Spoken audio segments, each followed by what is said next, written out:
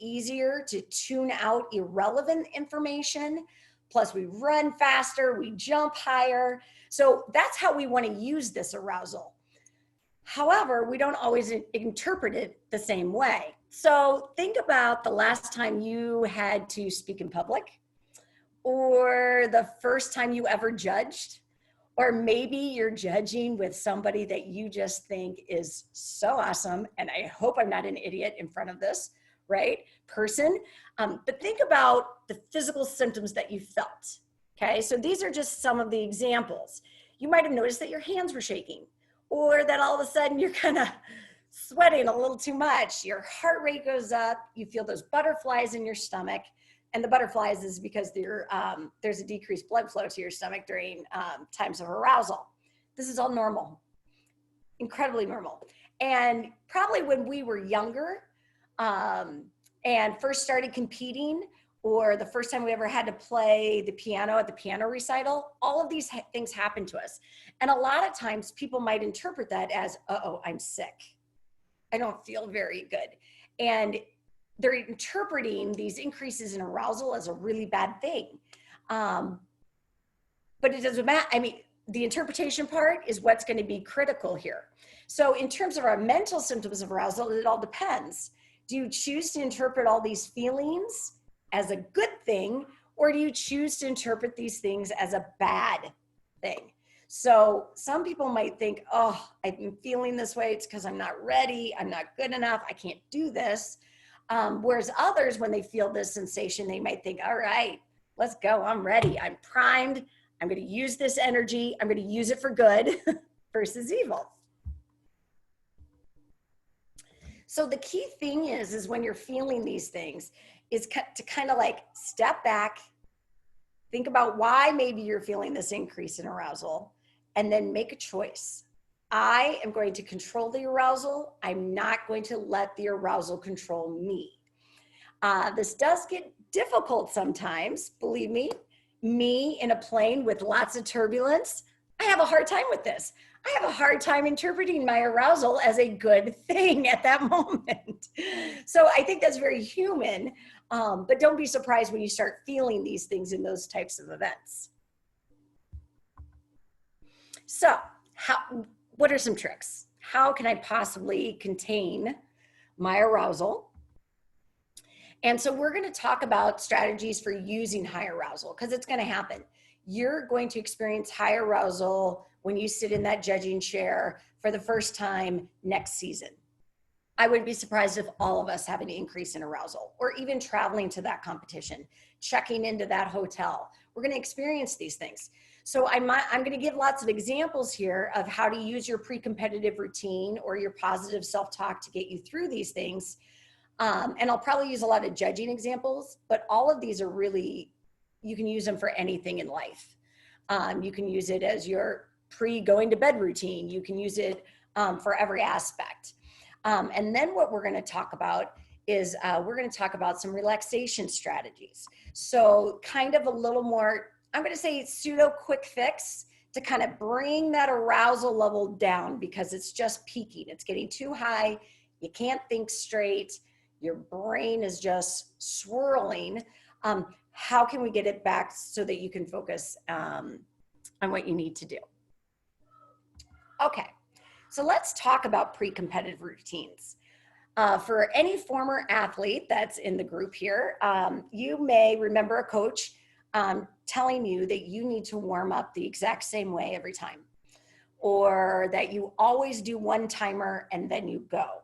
And my guess is it's kind of like in the gym, a lot of times we'll see where coaches are drilling the 2-minute warm up, and then they drill a 30-second touch. And the kid or the gymnast is hopefully being trained to do the exact same thing every single time when they're in those 30 seconds. That's in essence what a pre-competitive routine is. So what I want you to do is think about, what is your pre-competitive routine prior to judging? Wait, I'm not competing. I need a pre-competitive. Yes, you do. You need a pre-competitive routine. Now, that pre-competitive routine might be what you need to do immediately before you take an exam, or immediately before you get on a plane. Okay, so what is your process? What is your procedure? The more you practice this routine, this process or procedure, it will become more automatic. And what we find is if we can eliminate unknowns, if we can eliminate things that are different from what I normally do, right? And get in this routine of where I'm comfortable. This is just how I go. We tend to perform much better. We also tend to experience less arousal, right? So then our arousal level doesn't get so high that we can't contain it or can't use it for good. So we just kind of need to figure out what is our pre-competitive routine. So here's my question. You're going to sit down and you're going to judge. Let's say we're going to judge level 10 bars. We just had this wonderful lecture on big releases. We're ready to go. It's time to sit down to judge level 10 bars. Can you right now just make a list? What's your process? You're going to watch this routine. You're going to script the routine. Now what do? Do you know your order? Go ahead and try to figure that out. What do you do first? Routine's done. She dismounted. She saluted. What do you do first? So make this list.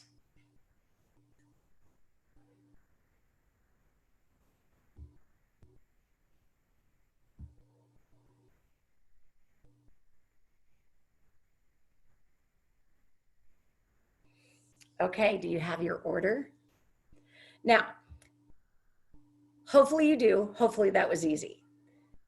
If not, then my suggestion is that as you start practice judging, because we're all going to need to, right? We've been on hiatus forever. As you start practice judging to prepare for your first meet this next year, figure out your order. And then you're going to practice that order every single time. So here's mine.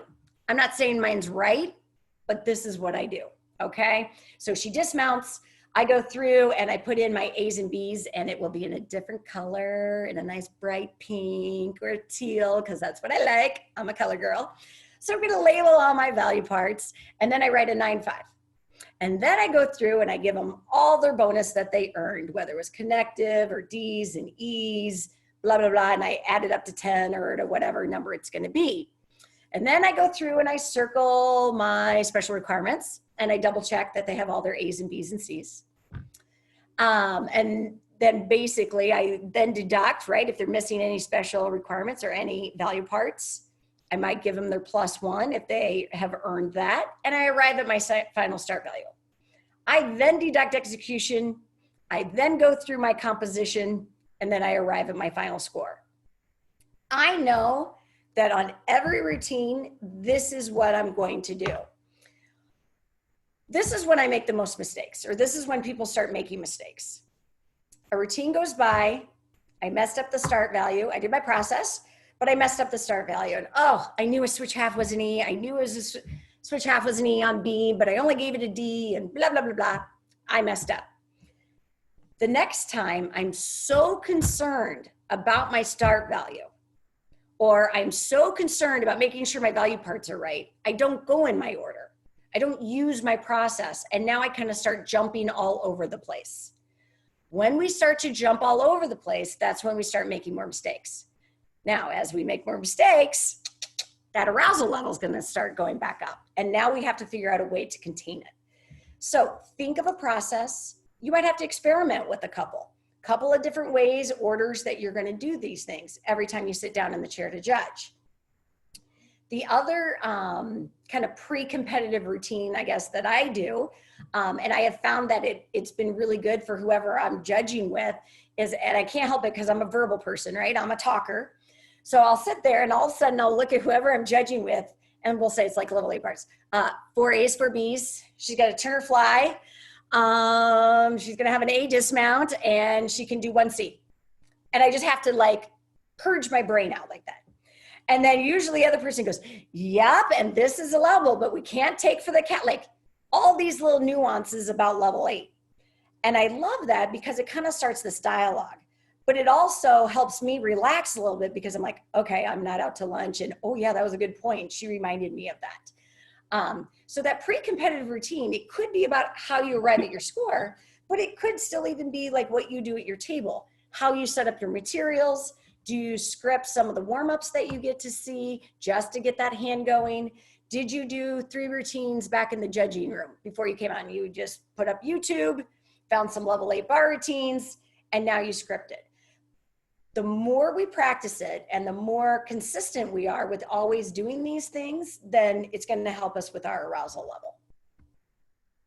So we want to stay in the exact same order every time. Yeah. We do tend to get out of whack when we start jumping all over the place in our process. So then we make more mistakes. So think about what your process will be. Now, in terms of pre-competitive routines, you probably don't realize this, but my guess is all of you, in essence, have a pre-competitive routine before you go to bed at night. Some of us go and wash our face and do our ointments and pull our hair up and get our pajamas on. Maybe we get a glass of water that goes with us. Some of us read things on our phone. Some of us read a book. Some of us have to watch TV. Whatever your process is. It's not that one is better than the other, but my guess is every time you go to bed at night, you pretty much follow that routine. What happens when you get in a hotel room, right? So now I'm traveling to a meet, and it will happen again someday. What happens in that hotel room? For the most part, most of us have a roommate. Well, that's already different. That's already going to muck up my process, right? Because I hear it from people all the time. I just don't sleep well in hotel rooms. Well, it's because you have an increase in arousal level. It's because you're thinking too hard, or you can't shut your brain down, or heart rate is elevated, these kind of things.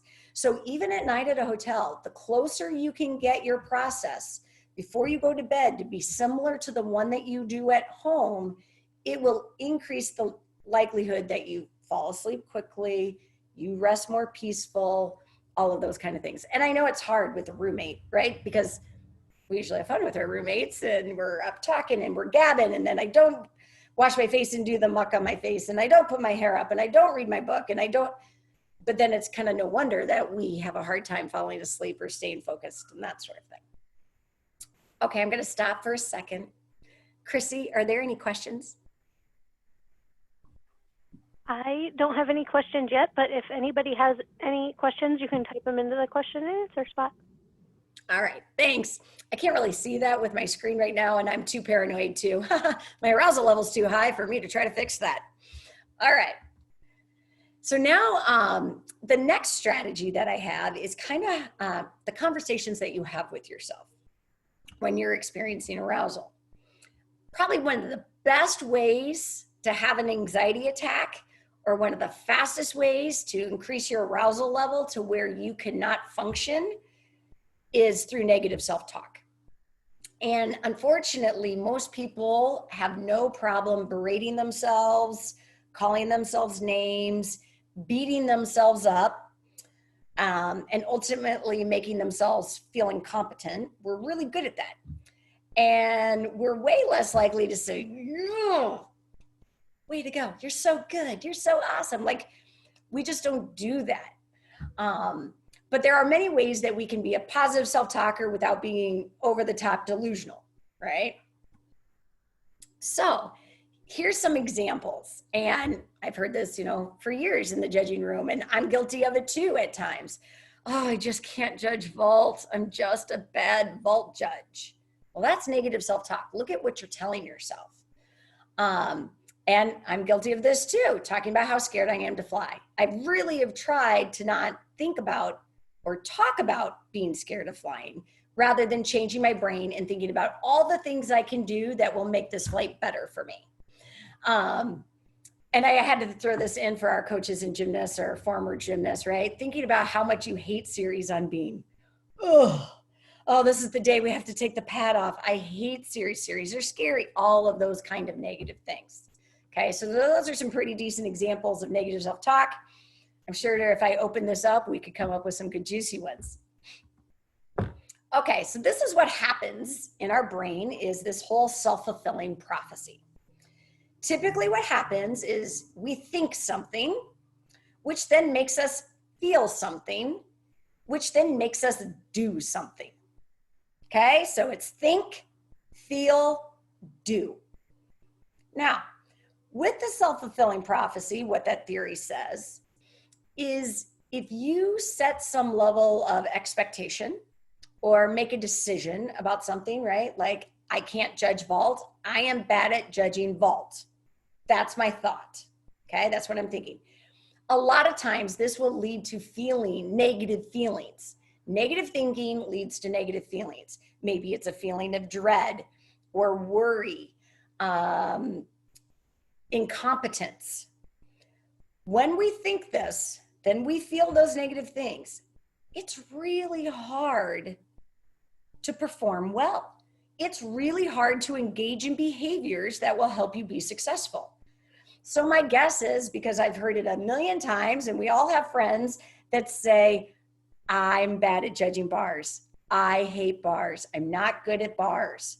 Okay, that's what they think. So now it creates all these negative feelings and emotions. Well, then they don't spend time judging bars. They avoid bars. They call their meet ref and ask them, please don't put me on bars. Only put me on compulsory bars. I can't do level 8 bars or whatever it might be. Okay, so I gave you a couple examples here. So I'm not good at judging vault, may lead to some feelings of fear, incompetence, worry or dread, these really negative emotions. And then ultimately, if we go in feeling that way, a lot of times our performance is not nearly as good. We'll probably make a lot of mistakes.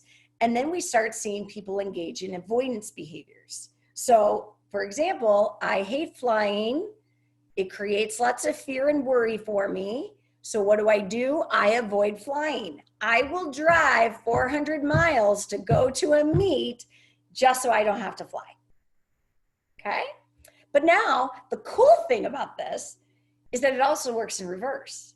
If you think positive, or you have this more positive thought, it's going to lead to these more positive feelings.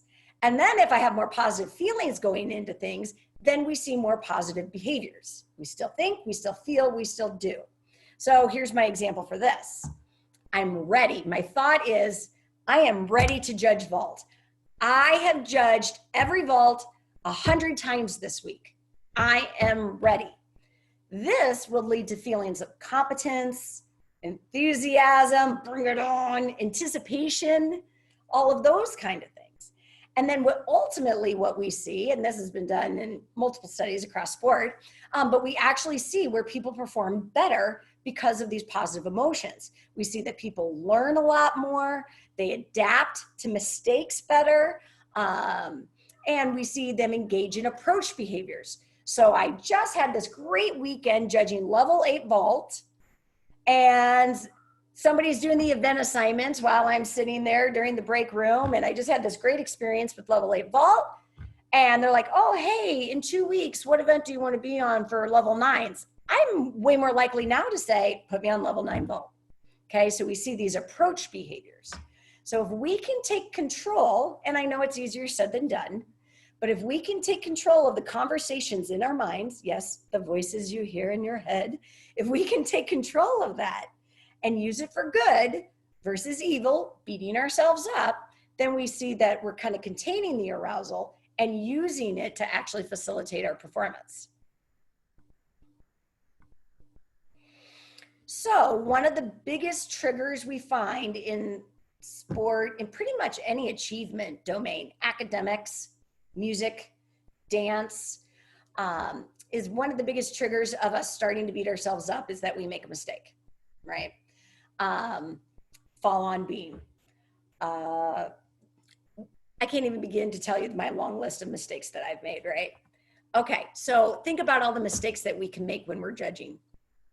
Some of them are minor.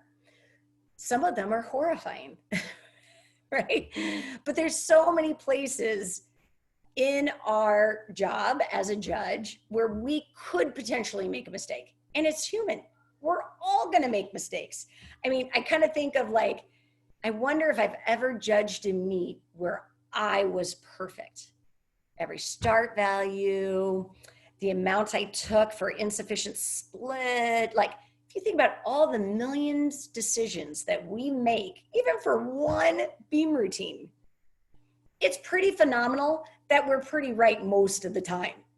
Okay. So here's just, I just gave some ideas of where we make mistakes, right? We give something to D that is an E. We forgot our little +1 because she had an E acro on floor. Oh yeah, that whole front side skill thing on beam. Oh, I totally forgot about that. Oh, wait a minute. Oh, but her front skill was in her dismount. It's not the same. We have a lot to remember here. We missed the breaking the connection so that her leg, her knees extended all the way, and then she demi-plied again. Whatever the mistake might be, we're going to make them. The key is how. Oh yeah. So here's my example for taking a test. Sorry, when you're taking an exam, you get going and you're rocking it, and then you come up to one, and you have no idea, and you're kind of thinking, did I have that page in my code? Was that really there? Or we all swear there's no correct answer. Right? And it drives you crazy. When we make a mistake judging, or if we hit that question taking an exam, a hiccup in the road, we have to leave the mistake where it belongs, in the past. Many times there's nothing we can do about it. It's over.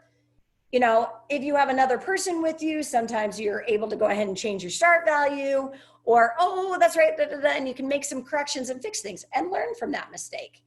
But sometimes there's nothing we can do about it. So even though we strive to be perfect, we're going to make a mistake. The important part is that we bounce back. Don't relive the mistake. Because we're already going to have an increase in arousal when we realize that we've made this mistake. And you're like, and you want to fix it and all this stuff. Well, now the next kid is going. So I need to be fully focused on the next gymnast rather than thinking about that mistake. But that's hard to do. Oh, I'm so stupid. I can't believe I did that. And we're trying to follow. And then we start making more mistakes. So by reliving old mistakes, it leads to new mistakes. Now I make new mistakes. Arousal level keeps increasing. Now I throw out my pre-competitive routine because I keep making all these errors in different places. And then we kind of get this little vortex of disaster occurring.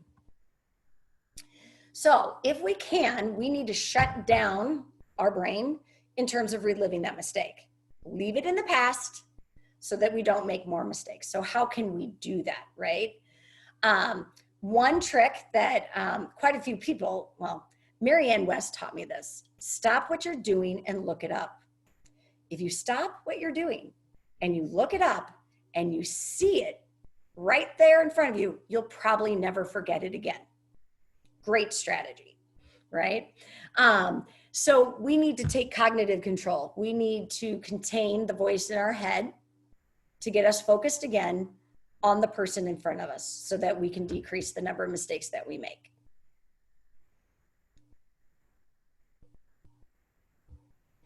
Robin, do you have a question? Your hand is up. I didn't know if there was a question. Are you talking to Robin Smith? I am talking to Robin Smith. Well, there are 4 attendees named Robin Smith that are people who didn't get their own link that are using my link. So. Ooh. Okay.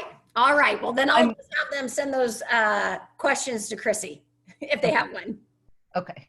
Okay. Okay. So here's one strategy to deal with making mistakes, and it's called countering. Countering is when you argue with yourself about why the negative thought isn't true. Okay. So let's say I'm going along and I'm judging level 10 beam, and she does a switch half, and I gave it a D, and now I have a 9.9 start value, and now my head judge is giving me the look, and I'm like, what did I miss? I don't know. And now I feel like an idiot because I knew it was neat, but I gave it a D. So what ends up happening? So with countering, I might sit there and I might think, oh my gosh, I'm doing so bad. Or, oh, I'm terrible at judging level 10 beam. I might have this thought. And I think that's very normal and human, right? To have this thought. With countering, what you're going to do though, is you're going to say, wait a minute. You're going to take a breath. I got the entire first rotation right. Right? So here's my example, right? I just bombed the start value for the last 2 girls on level 9 beam. But you know what though? I'm going to argue with myself and say, I got the entire first rotation of start values correct. I was right about the switch half was an E, but I gave her the 2/10 anyway, even though she's 9 and I'm not supposed to, but I know better. I was right in there all session, just move on. So with countering, you're thinking of the more logical, the better, logical arguments for why the negative thought of I'm bad at judging beam is false, or I'm so terrible, or I'm an idiot. That's a big common one in my brain. Oh, I'm such an idiot. Well, here's all the reasons why I'm not an idiot, at least at this moment. There's other times. So argue with yourself. Give yourself really rational arguments, okay? Or I judged 20 beam routines this week. I was right on the start value. I know this. I need to slow down, or I need to take a breath. I need to use my process. Step back. Every routine is a new start. Yep, I judged level beam all weekend. I was on level 9 beam all last weekend and I rocked it. I can do this. Wendy, we do have a question. Oh, okay. Jonah wants to know, is there any evidence that having materials like the code out on the table can help decrease arousal? Or are there other materials that can help us stay calm just by having it out with us? Oh, that's a very interesting question. Okay, so let's talk about having the code out. Or your cheat sheets, right? So if that makes you feel better, because that material is right there at your fingertips, ready to go, yes, that will decrease your arousal. Okay, so some of us, print off the USAG judging forms, right? And everything you need to know under the sun is on these forms. Some people love that because it's kind of a little security blanket, right? To decrease our arousal. So if I have a question, I can just look right there. But for some people, that actually increases their arousal because there's too much information on the page. So one strategy I would suggest, in terms of figuring out, do I want the book out? Do I want the book and my cheat sheet? Do I want to create my own cheat sheets? Is figure out what are the things that you tend to forget. So for example, I'm pretty good about start value or special requirements. Like I don't really forget what the special requirements are, but I do need a reminder about the B turn, and I need a reminder to look for front and side elements, or front side back, right? I need a reminder for that. So I just make a little note card with the reminders that I need. Your note card might look very different than mine. Very different.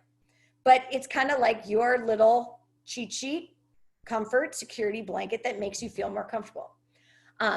So I highly suggest that you do whatever works for you. Some people can, it's funny, like I have this whole, here, I even have it right here. So here are all my cheat sheets, whether it's vault judging things, and I put them in this binder, and I take this with me everywhere. Don't worry, this is optional Excel and compulsory, right? So it's all the cards, that sort of thing. I take this with me everywhere. And I will put this down on my table, and there'll be sessions where I never even have to look at it. But I always think, the one time I don't get it out is when I'm gonna need it, and it's gonna be over on the B flight judging, right? So I feel more comfortable. I feel more confident, lower arousal when we put it down, okay? What was the second part of that question, Chrissy? Sorry, I kind of went on. Is there anything else that we could have out that would help? So I think you answered that with your cheat sheet. Yep, I would say the cheat sheet. The other thing is too, there is actually quite a bit, this is gonna sound crazy, there's quite a bit of research out there about how colors in our world influence our arousal levels. So for example, when women go into labor, one of the things, or one of the suggestions through Lamaze and all that sort of thing, is to figure out what color soothes you, right? So you can do an experiment where you kind of Close your eyes and you visualize. Think about what color is the room that seems the most relaxing to you. Maybe it's a shade of blue. For some of us, it might be a green. Some of us, it's red, it's white. Whatever room you're thinking, tranquility. Then what they do is they ask women when they go into labor is to make sure there is something in the room of that color, and then focus on that object that is their soothing color to help keep their arousal level down, right? And to deal with pain. Now, hopefully bars is not that painful as labor, but you might be surprised if you, even if you brought a card or had a notebook and you put that color out, maybe even writing in that color. I know that sounds really, some of you are totally rolling your eyes right now, and I understand that, but you would be surprised at what soothes us. So that could be another thing. And I know that's kind of quirky, but it works. Okay. All right. So hopefully I answered your question. My next strategy for dealing with making mistakes or this positive self-talk thing is to create a positive affirmation statement. I don't know if any of you ever watched Saturday Night Live years ago, but there was this character that would sit there, and he was a really goofy kind of guy, and he would talk to himself in the mirror, and he would say, I'm good enough, I'm smart enough, and doggone it, people like me. Okay, and there was this whole thing. But all of those statements are positive affirmation statements. So think about something you want, but you're going to state it as if you already have it. Now, this is really good as you're preparing for exams, or as you're preparing to get ready to judge maybe something you haven't judged in a long time. Things that you're pretty nervous about, like, oh my gosh, I think I'm in over my head here, right? Okay, so think about what you want, and then you're going to state it as if you already have it. And there has been quite a bit of research how just saying this to yourself or telling other people your statement, it really starts to increase our confidence and decrease our anxiety and our fear. Now, I'm a former gymnast, and I had some fear issues, but anyway, I have used this coaching probably 100 times. This whole positive affirmation thing, I've used it with intercollegiate athletes, where they were just kind of dealing with, that they got hit by the ball and now they're pretty afraid to get back in the box, right? Or something has occurred that has really rattled them, and in order to get them over this. So let's say I'm getting ready to take level 10 bars, right? It's either the national course or my first time taking level 10, but I'm nervous. I'm really scared about bars because there's so many releases and there's so many rules and the but if then statements, and I can't keep it straight. Okay, so here's some examples of the positive affirmation statement. I know my level 10 bars. Now, you might not know your level 10 bars yet, but you will. And the thing is to tell yourself, I know my level 10 bars. Now, this statement won't be magic and take care of all the studying and preparation you need to do, but it will increase your level of confidence. Or maybe it's, I'm ready for level 10 bars. I'm good at judging level 10 bars.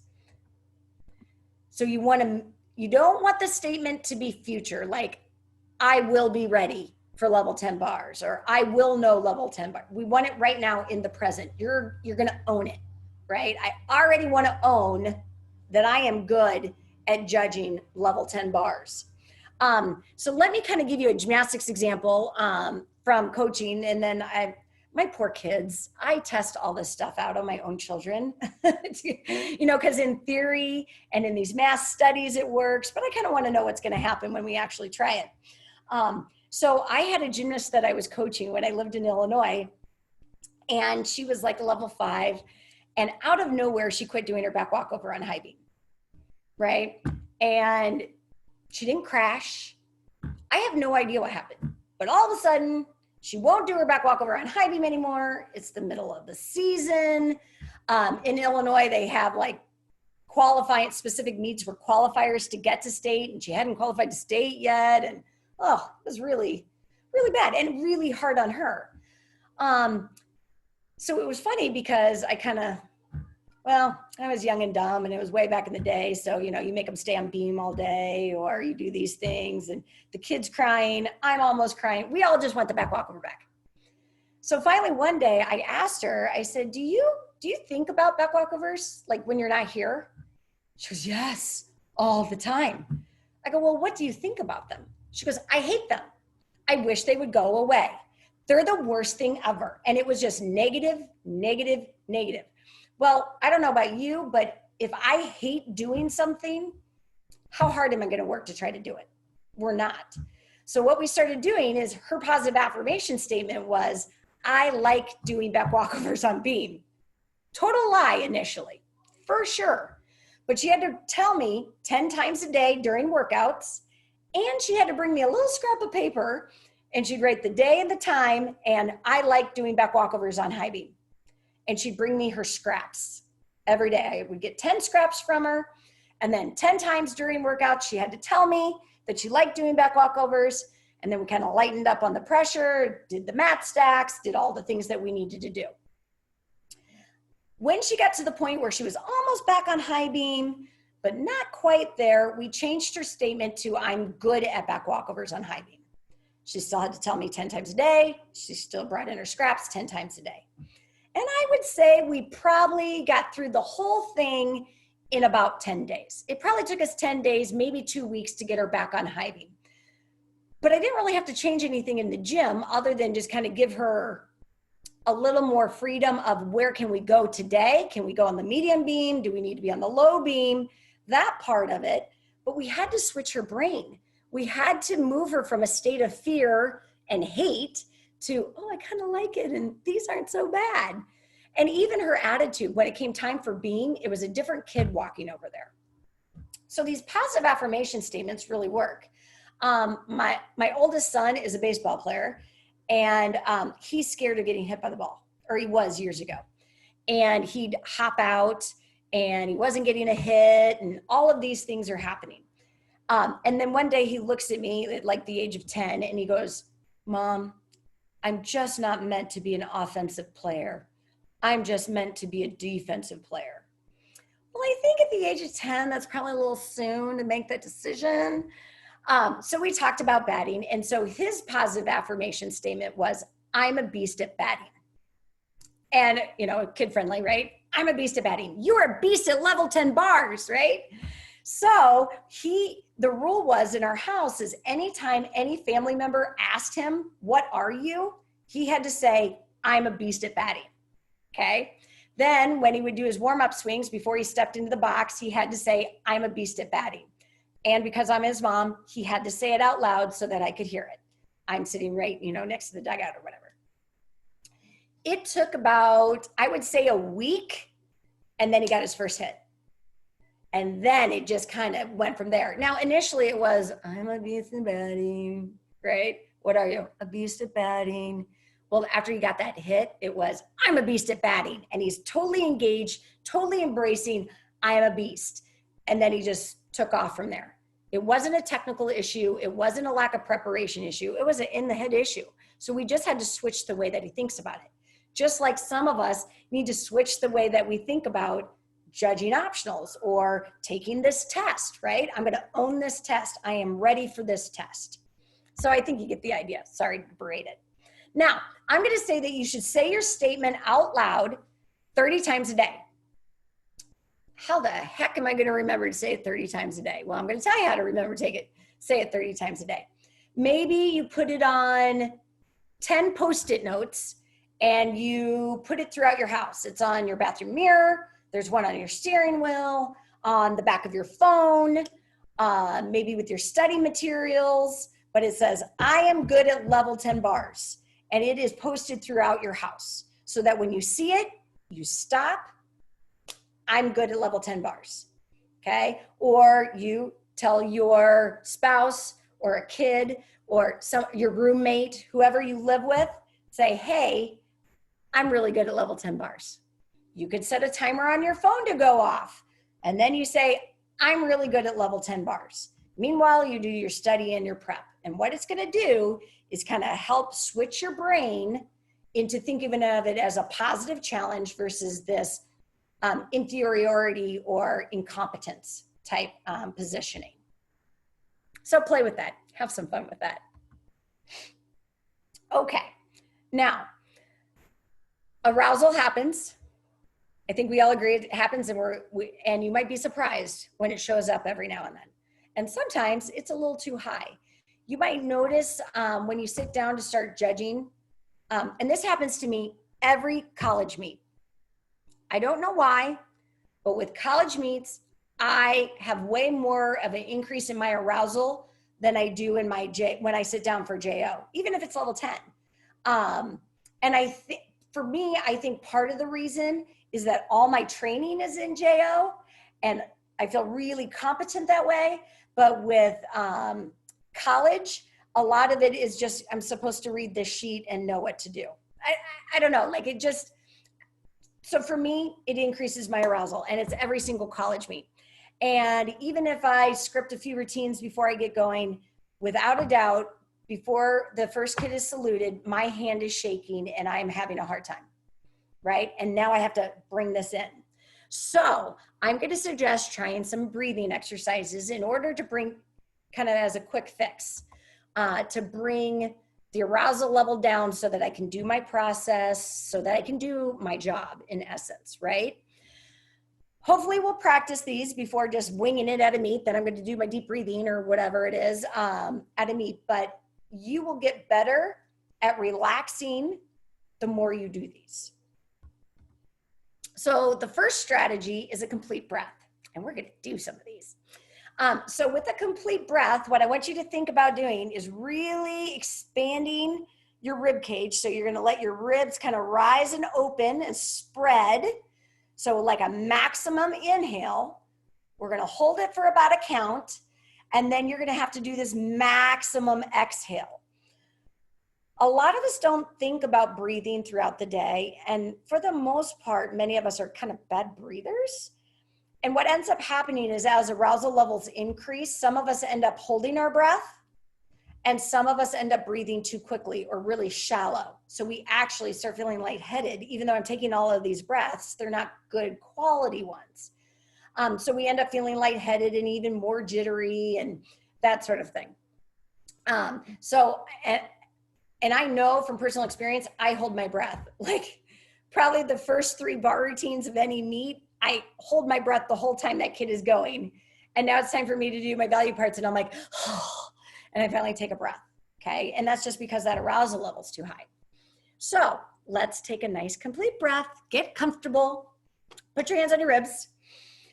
And all I want you to do is, I'm gonna kind of talk you through it. We're gonna take one nice deep breath and let it out. And that's the only thing I want you to think about while we do this. Just think about breathing.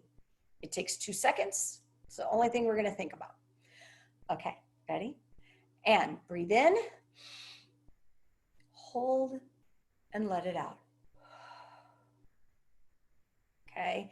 When we exhale, one way to kind of help is visualize all the muck and minutia and tension leaving your body on that exhale.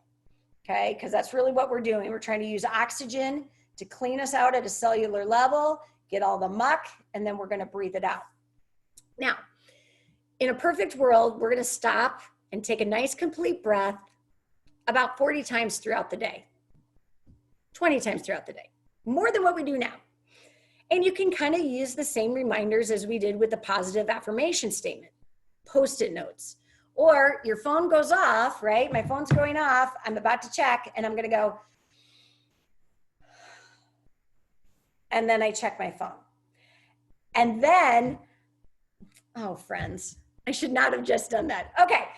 Then before I respond to this text or before I have to yell at my children about whatever they just wrote me, I'm going to take a nice complete breath and I'm going to let it out and then respond. Okay. You can do it before you stand up, get it into your car, take a nice deep breath before you get out of your car. There's ways to incorporate this throughout your day so that you can get to your 40 times. Now, here's another one that I really like. It's the exact same thing, but I want you to sigh. Yes, sigh out loud on the exhale. Okay, so we're going to do our complete breath, but this time when you exhale, you're going to make this sigh. I wish I could hear you all do this, but we're going to try it. Okay, so put your hands on your ribs, get comfortable, and breathe in, hold, and breathe out.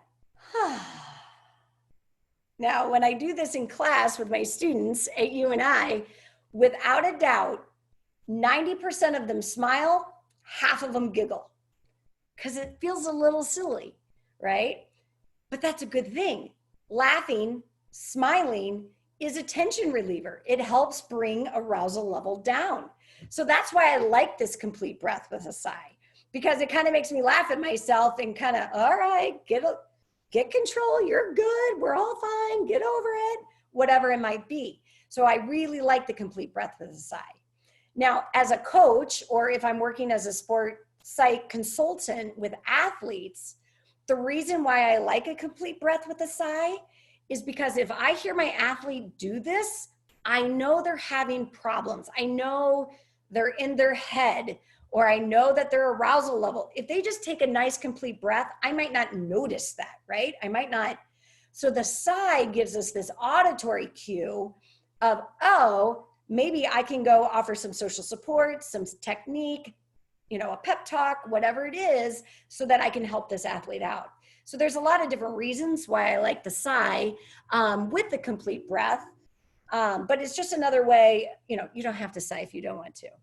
But if you all start sighing all around the country at your judging tables, I'll be so proud. It'll be great. Okay. Wendy, we did have one question. How can you change your voice from whining to really believing the positive thoughts like your son did before he hit the ball?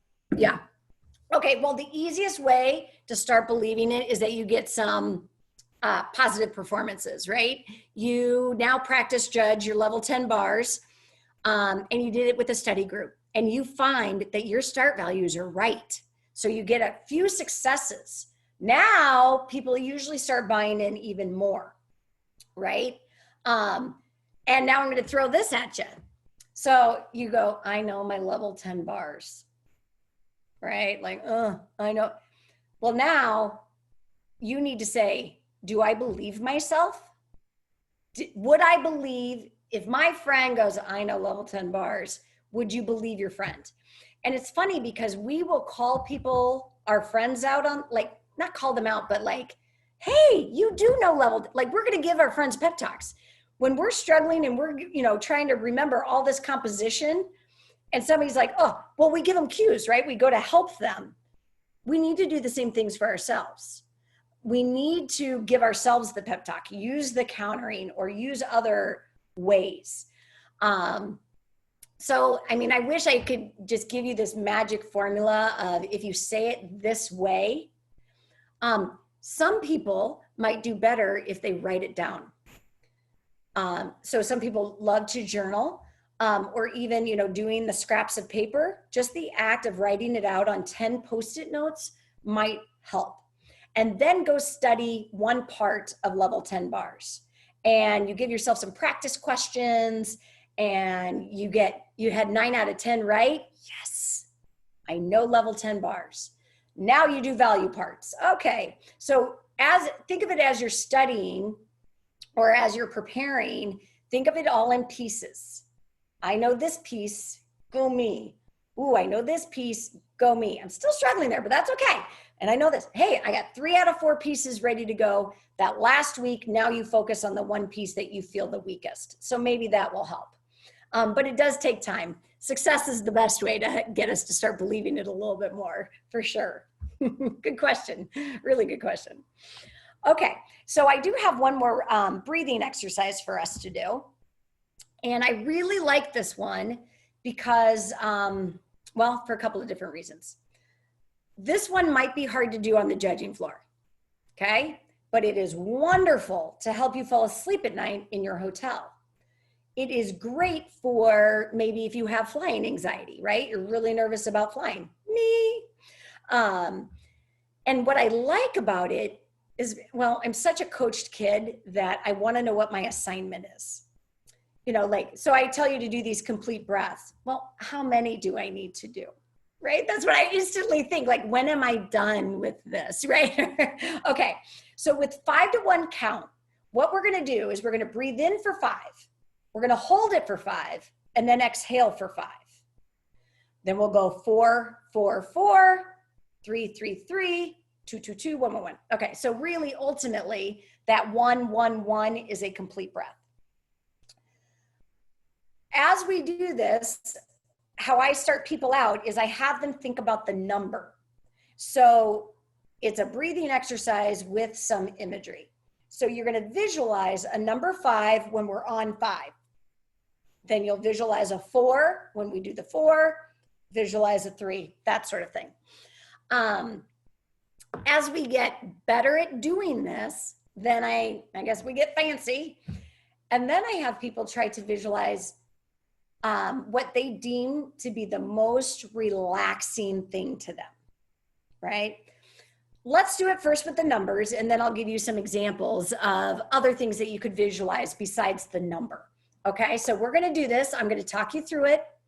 You should get comfortable, close your eyes. You might really like this.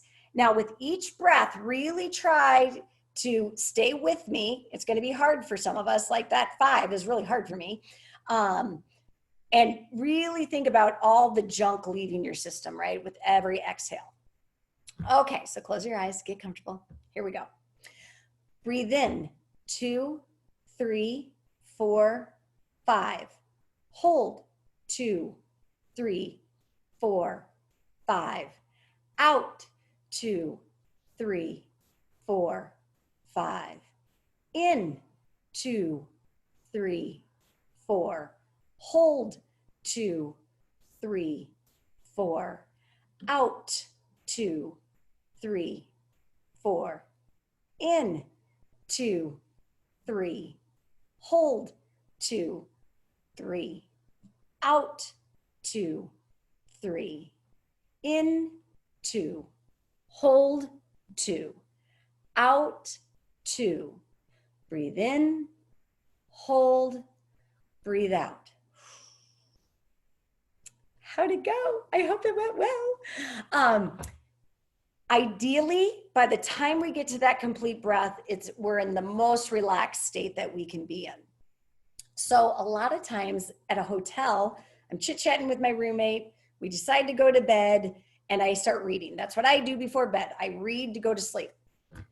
But I'm in this hotel, I'm kind of skeeved out by my sheets, and I'm a little anxious about tomorrow because I don't know the person I'm judging with, and I have all these things going in my head, and I'm reading and and it's not working.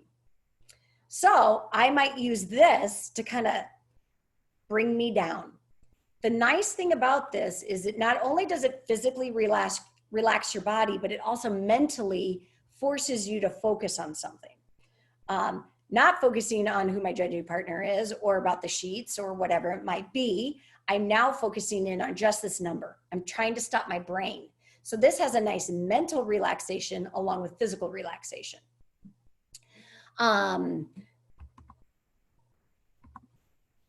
Yep, so with each exhale, we're gonna have that tension and worry drain out. Hopefully with each number, we get more and more relaxed. Look at me way ahead of myself here. Okay, I check my time.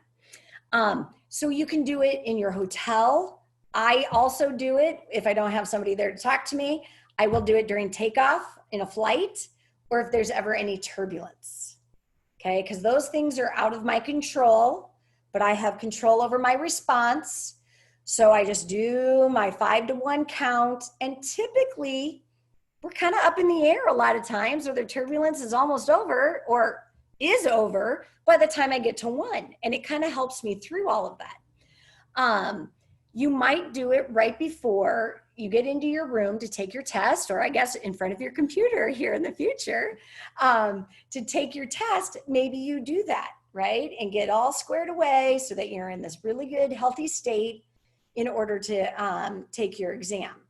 Now, as you get better with this, one of the things you can do is rather than visualize the number, is you're going to visualize a place or something that you find incredibly relaxing. So here's a little more information than you care to know. My ultimate relaxation is floating in my pool with 2 margaritas. To me, there is nothing better. Well, I need 2 because I need a strawberry and I need a mango. So I have my 2 margaritas. So when I do my 5 to 1, I'm like, I'm in my chair. Oh, and it's beautiful outside. And some poor guy 2 doors down is mowing his lawn and I can hear it. And I just do my breathing, floating in my pool. Maybe for you, the most relaxing thing is a glass of wine on your deck. Maybe it's cold and rainy outside and you're on your couch under your favorite blanket. And that's the most, so we want to put ourselves where we, in essence, almost feel no stress or arousal. And that's what we're going to visualize while we breathe in for 5, hold for 5, and then exhale for 5. So that's called displacement, is when you visualize yourself someplace else. Hi, Chrissy.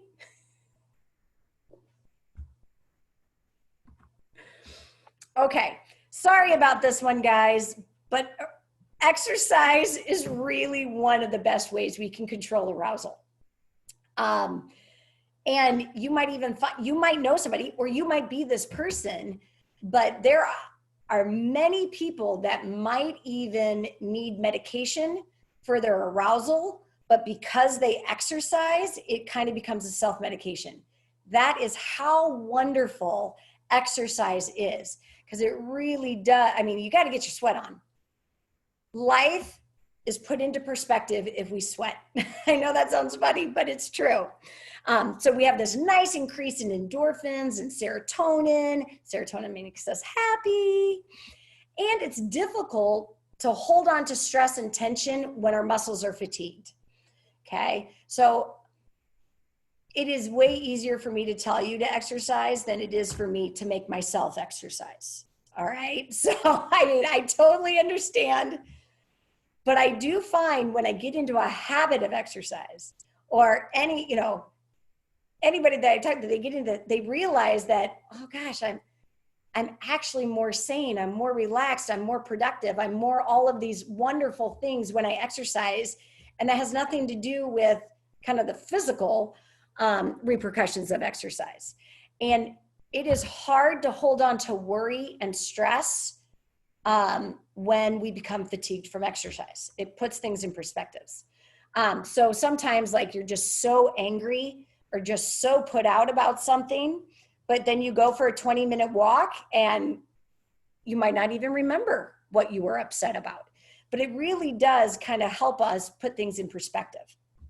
So when we get ready for tests, you might think about trying to make sure you get some exercise in before you go in and sit for that exam, right? Now, if it's at 8 a.m. and all those kind of things, that is really early, and I get that, but if the test is at 10, even a 20-minute walk, right? And as you do your walk, you're going to kind of quiz yourself or go through what your process will be, your pre-competitive routine will be, and all of those sorts of things. Yeah, you don't have to run a marathon. I couldn't run a marathon if I tried, right? But even a 15-minute walk, and maybe you go for that 15-minute walk like Minnesota in between, right? Because it does help you focus when you sit down for that next session. And if you walk with your judging buddy, for whoever's with you on level 8 beam, you can bat, hey, 4 A's, 4 B's, they got to do a series. Only one has to have a flight. And you do your pre-competitive routine a little bit, and you can kind of quiz each other. And then a lot of times that decreases your arousal levels. Okay, so here's my take-home messages. Feeling nervous is going to happen. You might be surprised when it shows up sometimes. Especially in terms of, like, with our COVID situation, I had a lot of arousal, increased arousal about going to the grocery store for the first time. And I deem myself to be a pretty relaxed person, and I was shocked that I was nervous about and then I'm beating myself up. I'm like, oh my gosh, quit being an idiot. It's just no, it happens. Take your complete breath, take control of the arousal, use it for good versus evil. And remember, you have control, not the arousal, unless we give it away. Yep. create your prejudging routine or your pre-test routine. That positive self-talk, whether it's a positive affirmation statement or using countering to talk yourself back up after a mistake, can always help decrease your anxiety and increase your confidence.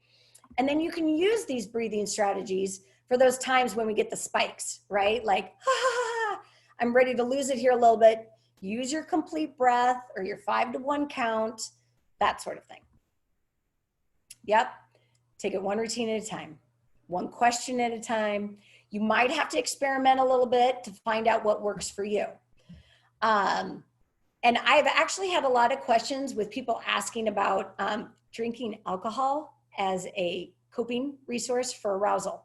Because a lot of people will, like, they don't drink before bed at home, but when they're in a hotel, they have a glass of wine because it kind of takes the edge off or whatever. And I think that's fine as long as it doesn't become your only coping resource. Because what happens if you fly and now you have no wine, right? We can take breathing exercises with us everywhere. So that's what I have for you. I am more than happy to answer any questions. Well, it looks like we don't have any questions in the queue, but thank you so much, Wendy. And if everybody wants to go grab a drink,